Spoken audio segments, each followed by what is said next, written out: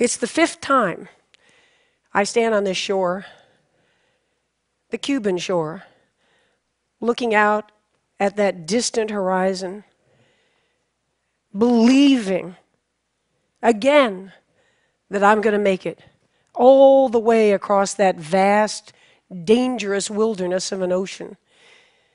Not only have I tried 4 times, but the greatest swimmers in the world have been trying since 1950, and it's still never been done. The team is proud of our 4 attempts. It's an expedition of some 30 people. Bonnie is my best friend and head handler, who somehow summons will, that last drop of will within me when I think it's gone, after many, many hours and days out there. The shark experts are the best in the world, large predators below. The box jellyfish, the deadliest venom in all of the ocean, is in these waters, and I have come close to dying from them on a previous attempt. The conditions themselves, besides the sheer distance of over 100 miles in the open ocean, currents and whirling eddies, and the Gulf Stream itself, the most unpredictable of all of the planet Earth. And by the way, it's amusing to me that journalists and people, before these attempts often, ask me, well, are you going to go with any boats or any people or anything? And I'm thinking, what are they imagining? That I'll just sort of do some celestial navigation and, carry a Bowie knife in my mouth, and I'll hunt fish and skin them alive and, eat them, and maybe drag a desalinization plant behind me for fresh water. Yes, I have a team. And the team is expert. And the team is courageous and brimming with innovation and scientific discovery, as is true with any major expedition on the planet. And we've been on a journey. And the debate has raged, hasn't it, since the Greeks, of isn't it what it's all about? Isn't life about the journey, not really the destination? And here we've been on this journey, and the truth is it's been thrilling. We haven't reached that other shore, and still, our sense of pride and commitment, unwavering commitment.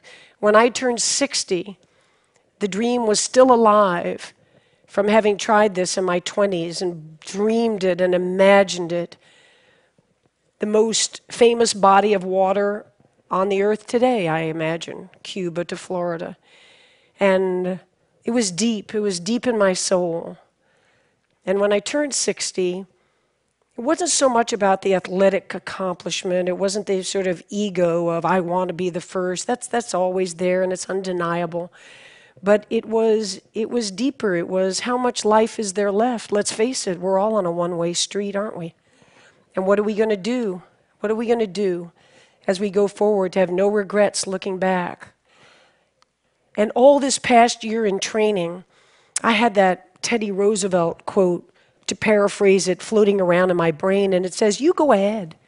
You go ahead and sit back in your comfortable chair, and you be the critic. You be the observer, while the brave one gets in the ring and engages and gets bloody and gets dirty and fails over and over and over again, but yet isn't afraid and isn't timid and lives life in a bold way. And so, of course, I want to make it across. It is the goal, and I should be so shallow to say that this year the destination was even sweeter than the journey.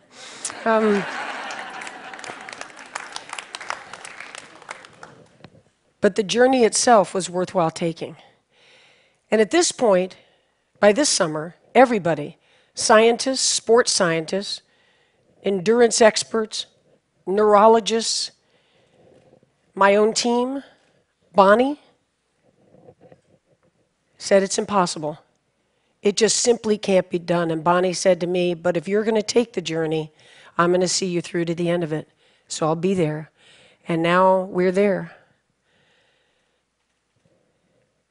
And as we're looking out, kind of a surreal moment before the first stroke, standing on the rocks at Marina Hemingway, the Cuban flag is flying above, all my teams out in their boats, hands up in the air. We're here. We're here for you. Bonnie and I look at each other and we say, this year the mantra is, and I've been using it in training, find a way.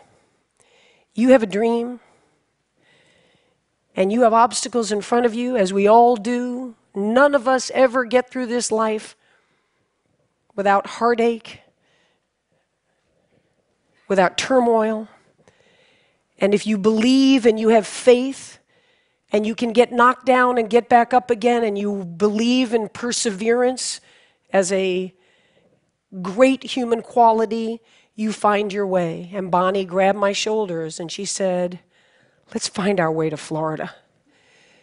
And we started, and for the next 53 hours, it was an intense, unforgettable life experience. The highs were high, the awe. I'm not a religious person, but I tell you, to be in the azure blue of the Gulf Stream, as if as you're breathing, you're looking down miles and miles and miles, to feel the majesty of this blue planet we live on. It's awe-inspiring. I have a playlist of about 85 songs, and especially in the middle of the night. And that night, because we use no lights, lights attract jellyfish, lights attract sharks, lights attract bait fish that attract sharks. So we go in the pitch black of the night. You've never seen black, this black. You can't see the front of your hand, and the people on the boat, Bonnie and my team on the boat, they just hear the slapping of the arms, and they know where I am because there's no visual at all. And I'm out there kind of tripping out on my little playlist. I've got tight rubber caps. I don't hear a thing. I've got goggles, and I'm turning my head 50 times a minute. I'm singing, imagine there's no heaven. Do-do-do-do-do. It's easy if you try. Do-do-do-do-do. And I could sing that song 1,000 times in a row. Now there's a talent unto itself. And each time I get done with, ooh, you may say I'm a dreamer, but I'm not the only one. 222. Imagine there's no heaven. And when I get to the end of 1,000 of John Lennon's Imagine, I have swum 9 hours and 45 minutes. Exactly. And then there are the crises. Of course there are. And the vomiting starts, the seawater, you're not well, you're wearing a jellyfish mask for the ultimate protection. It's difficult to swim in, it's causing abrasions on the inside of the mouth, but the tentacles can't get you. And the hypothermia sets in. The water's 85 degrees, and yet you're losing weight and using calories. And as you come over toward the side of the boat, not allowed to touch it, not allowed to get out, but Bonnie and her team hands me nutrition and asks me what I'm doing, how am I all right? I am seeing the Taj Mahal over here. I'm in a very different state. And I'm thinking, wow, I never thought I'd be running into the Taj Mahal out here. It's gorgeous. I mean, how long did it take them to build that? It's just so, woo. And then we kind of have a cardinal rule that I'm never told really how far it is, because we don't know how far it is. What's going to happen to you between this point and that point? What's going to happen to the weather and the currents? And God forbid you're stung when you don't think you could be stung in all this armor. And Bonnie made a decision coming into that third morning that I was suffering and I was hanging on by a thread. And she said, come here. And I came close to the boat, and she said, look out there. And I saw light, because the day's easier than the night, and I thought we were coming into day. And I saw a stream of white light along the horizon. And I said, it's going to be morning soon. She said, no, those are the lights of Key West. It was 15 more hours, which for most swimmers would be a long time.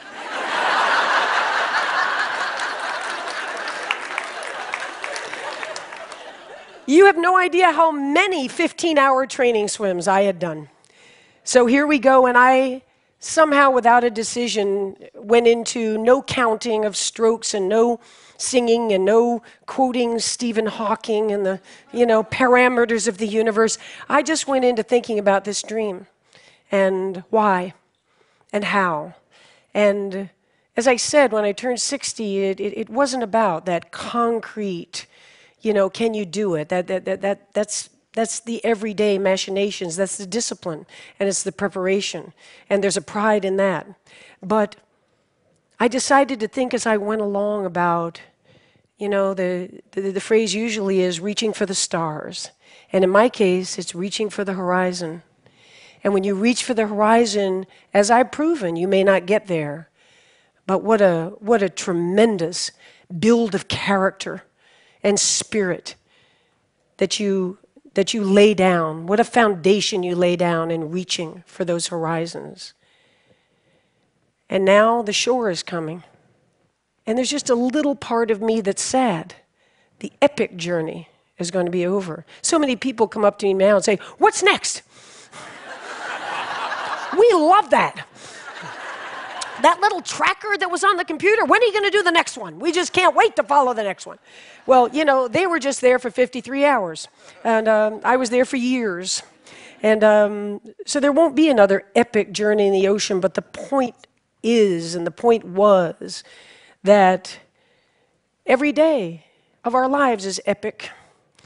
And I'll tell you, when I walked up onto that beach, staggered up onto that beach, and I had, so many times in a very puffed up ego way, rehearsed what I would say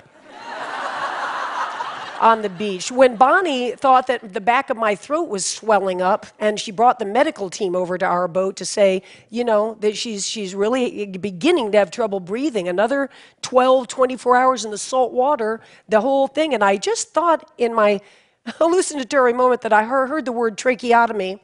And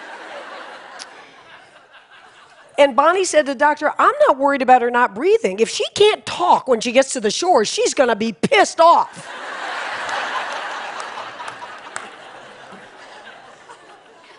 But the truth is, all those orations that I had practiced just to get myself through some training swims as motivation, it wasn't like that. It was a very real moment with that crowd, with my team. We did it. I didn't do it. We did it. And we'll never forget it. It'll always be part of us. And the three things I did sort of blurt out when we got there was, first, never, ever give up. I live it. What's the phrase from today from Socrates? To be is to do. So I don't stand up and say, "Don't ever give up." I didn't give up. There was action behind these words. The second is, you can chase your dreams at any age. You're never too old. 64, that no one at any age, any gender could ever do, has done it, and has no doubt in my mind that I am at the prime of my life today. Yeah.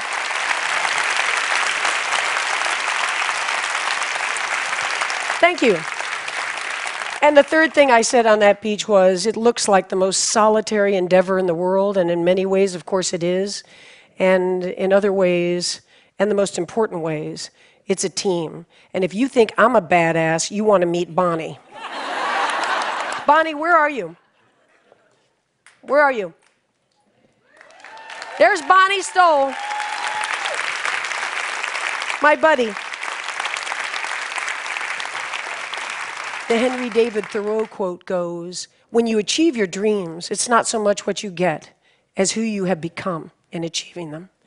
And yeah, I stand before you now. In the 3 months since that swim ended, I've sat down with Oprah, and I've been in President Obama's Oval Office. I've been invited to speak in front of esteemed groups such as yourselves. I've signed a wonderful major book contract. All of that's great, and I don't denigrate it. I'm proud of it all, but the truth is, I'm walking around tall because I am that bold, fearless person.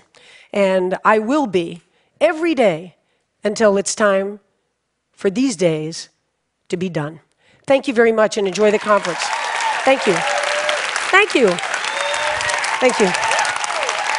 Thank you. Thank you. Thank you. Thank you. Thank you. Find a way.